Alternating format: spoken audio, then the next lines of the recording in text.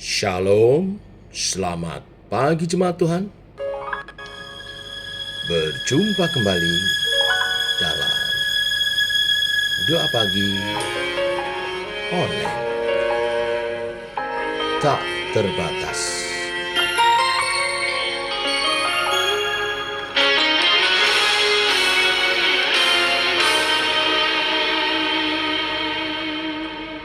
Semusim berlalu, namun kau selalu peliharaku. Kasih dan setiamu tak pernah layu di hidupku. Lebih luas dari samudra, kebaikanmu Bapa takkan habis di hidupku. Lebih tinggi dari cakrawala, tak terbatas kasih-Mu. Sungguh ku bersyukur.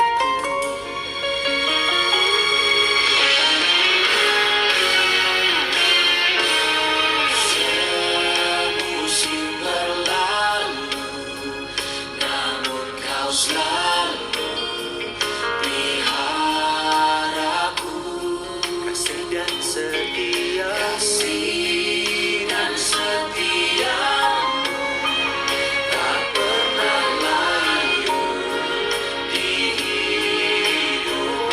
Lebih luas dari samudra, kebaikanmu Bapa takkan habis di hidupku.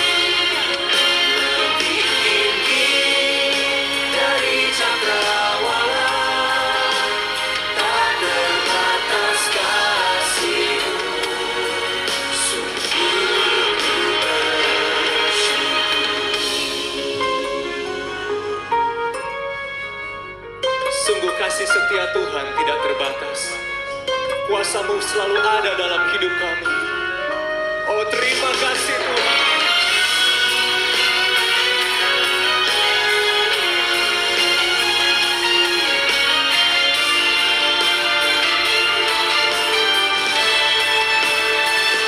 Lebih luas dari samudra, kebaikan-Mu Bapa takkan habis di hidupku. Lebih tinggi dari cakrawala, tak terbatas kasih-Mu. Sungguh ku bersyukur. Dari samudra, kebaikan-Mu Bapa takkan habis di hidupku. Lebih tinggi dari cakrawala, tak terbatas kasih-Mu. Sungguh ku bersyukur. Tak terbatas kasih-Mu. Sungguh ku bersyukur.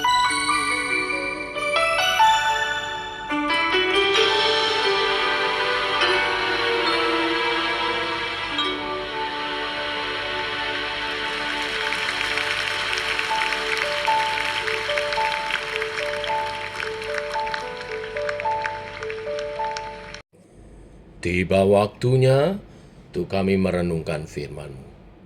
Firman-Mu lah sumber dan terang bagi jalan kami.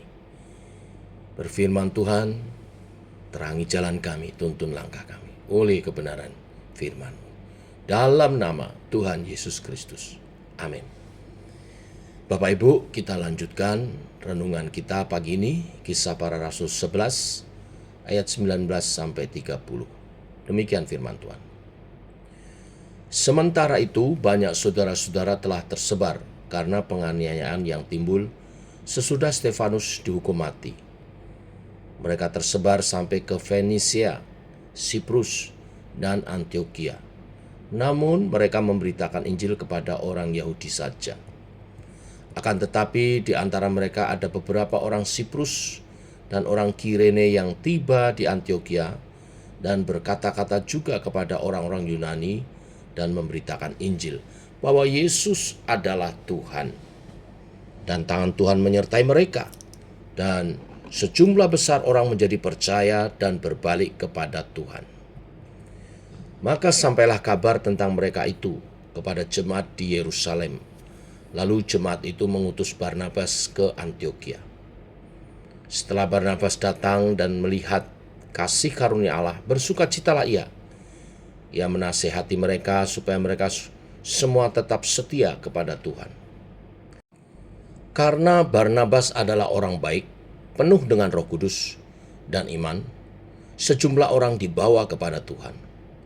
Lalu pergilah Barnabas ke Tarsus untuk mencari Saulus, dan setelah bertemu dengan dia, ia membawanya ke Antiokhia. Mereka tinggal bersama-sama dengan jemaat itu 1 tahun lamanya, sambil mengajar banyak orang. Di Antiokhia lah murid-murid itu untuk pertama kalinya disebut Kristen. Pada waktu itu datanglah beberapa nabi dan dari Yerusalem ke Antiokhia. Seorang dari mereka bernama Agabus bangkit, dan oleh kuasa roh ia mengatakan bahwa seluruh dunia akan ditimpa bahaya kelaparan yang besar. Hal itu terjadi juga pada zaman Claudius. Lalu murid-murid memutuskan untuk mengumpulkan suatu sumbangan sesuai dengan kemampuan mereka masing-masing dan mengirimkannya kepada saudara-saudara yang diam di Yudea. Hal itu mereka lakukan juga, dan mereka mengirimkannya kepada penatua-penatua dengan perantaraan Barnabas dan Saulus. Sampai di sini pembacaan kita. Bapak Ibu, berita Injil semakin tersebar hingga akhirnya tiba di Antiokhia. Antiokhia adalah sebuah kota di Syria yang didirikan oleh Seleukus I, seorang pemimpin perang dari Alexander Agung. Kini kota itu adalah daerah selatan dari Turki. Antiokhia adalah kota kebudayaan yang sangat maju sebagai pusat perdagangan dengan penduduk sekitar 500.000 orang pada zaman para rasul. Antiokhia merupakan pusat dari kekristenan di dalam separuh bagian kitab Kisah Para Rasul dan terus menjadi salah satu kota terpenting dalam kekristenan di abad-abad awal perkembangan gereja. Antiokhia menjadi tempat yang begitu penting karena di sanalah menjadi tempat pertama orang-orang percaya disebut Kristen. Inilah tempat di mana kekristenan yang masih bayi mulai bertumbuh dan menyebar. Siapa pendiri jemaat Antiokhia? Tidak ada nama yang tercatat jelas. Banyak orang yang berbagian di dalam pemberitaan Injil di kota itu, tetapi tidak ada satupun nama yang begitu menonjol. Baik orang Yahudi maupun orang-orang dari bangsa-bangsa lain menjadi percaya atas pemberitaan Injil dari banyak orang ini, sekelompok orang ini. Siapakah mereka? Perhatikan yang dikatakan oleh ayat 19-20. Orang-orang ini adalah murid-murid Yesus dari Yerusalem yang memberitakan Injil karena mereka melarikan diri menghindari penganiayaan di Yerusalem. Dikatakan di ayat 19, sementara itu banyak saudara-saudara telah tersebar karena penganiayaan yang timbul sesudah Stefanus dihukum mati. Mereka tersebar sampai ke Fenisia, Siprus, dan Antiokhia. Jadi sambil mereka menghindari penganiayaan, mereka tersebar sampai ke Antiokhia, memberitakan Injil. Awal mulanya hanya kepada orang-orang Yahudi saja yang ada di Antiokhia, tetapi kemudian datang orang-orang dari Siprus dan orang Kirene, dan mereka memberitakan Injil juga kepada orang-orang Yunani. Dan jadilah gereja di Antiokhia yang begitu beragam. Perkembangan yang begitu pesat membuat para murid di Yerusalem merasa perlu mengutus Barnabas ke Antiokhia. Barnabas ini diutus untuk melayani jemaat di sana yang ternyata telah berjumlah sangat banyak. Perlu ada seorang dari Yerusalem untuk memberitakan ajaran yang benar, sehingga orang-orang percaya di sana, di Antiokhia, tidak mengenal Yesus dengan pemahaman yang salah. Barnabas bukan hanya mengajar dan mengembalakan mereka, Barnabas juga menjadi pemberita Injil. Dan karena dia penuh dengan Roh Kudus, melalui kebaikannya diceritakan lebih banyak lagi orang menjadi percaya. Dia menjadi pemimpin jemaat Antiokhia yang berkembang dengan sangat pesat. Tetapi dia tidak dapat menangani jemaat semakin besar sendirian. Maka dia mengajak Saulus yang sedang berada di Tarsus untuk melayani bersama dia di Antiokhia. Selama 1 tahun mereka memberitakan Injil dan menggembalakan jemaat Tuhan, mengajar jemaat Tuhan bertumbuh dalam pengajaran yang benar. Selama setahun itu juga jumlah orang percaya bertambah-tambah terus. Ayat 26 mengatakan bahwa di Antiokhia inilah kelompok percaya itu pertama kali disebut Kristen. Ini adalah nama yang berarti Kristus kecil atau pengikut Kristus. Lalu di ayat 27 kita mengetahui bahwa Antiokhia telah menjadi tempat pengungsian bagi orang-orang percaya di Yerusalem. Semakin banyak orang yang mengalami penganiayaan di Yerusalem akhirnya pindah ke Antiokhia. Bahkan setelah tiba di periode damai, di mana orang-orang Kristen boleh mengalami sedikit kelonggaran dari penganiayaan, Antiokhia terus berkembang menjadi pusat bagi para murid baru, murid-murid Tuhan Yesus. Meskipun Antiokhia menjadi pusat kekristenan di luar Yerusalem, dan kota ini menampung orang-orang percaya dari berbagai ras, suku, dan bangsa, tetapi Antiokhia terus mempertahankan hubungan kesatuan dengan Yerusalem. Di akhir perikop diceritakan bagaimana jemaat di Antiokhia memberi sumbangan, mengumpulkan bantuan bagi jemaat di Yerusalem yang saat itu mengalami masa paceklik, mengalami masa gagal panen, musim panas yang begitu panjang sehingga tidak ada makanan. Nah, untuk direnungkan Bapak Ibu, ada beberapa hal yang dapat kita renungkan. Yang pertama adalah karya Tuhan yang membangkitkan gereja di Antiokhia dengan menggunakan orang-orang biasa. Bukan seorang rasul besar seperti Petrus. Antiokhia terbentuk dari penginjilan orang-orang biasa. Orang-orang yang melarikan diri karena penganiayaan.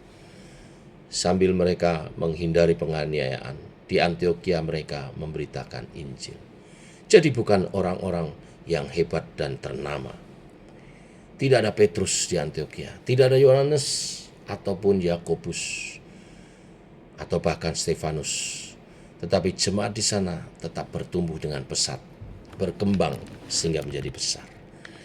Poin ini menyatakan bahwa setiap kita, sesederhana pun apa kita ini, siapapun kita ini, dapat dipakai Tuhan. Dan dalam kondisi genting apapun, tetap jadi berkat.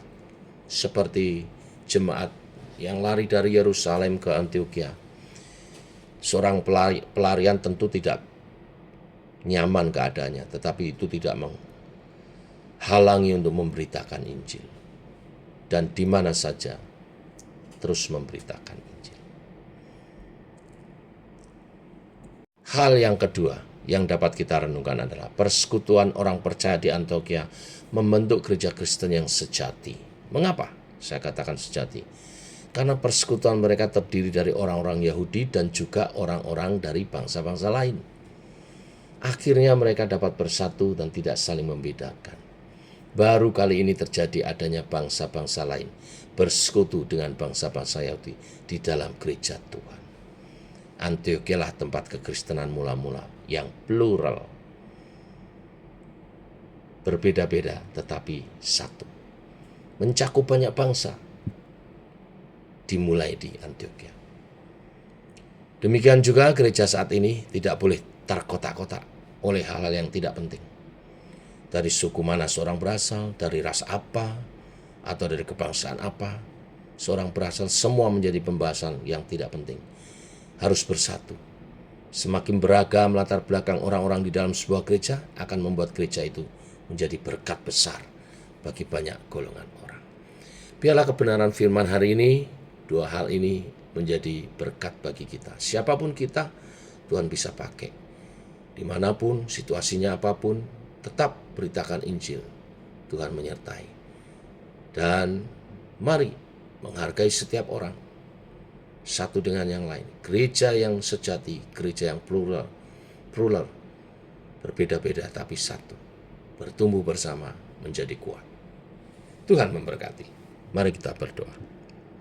Bapa, kami mengucap syukur oleh kasih dan anugerah-Mu.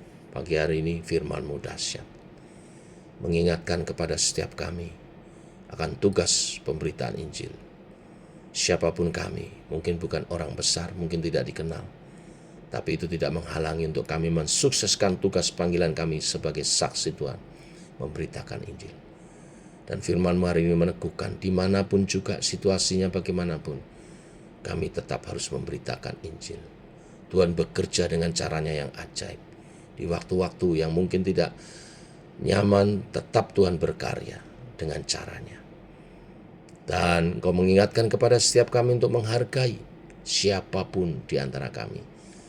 Rekan sekerja Allah, teman segereja, saudara seiman, dari suku latar belakang apapun, berharga di mata Tuhan.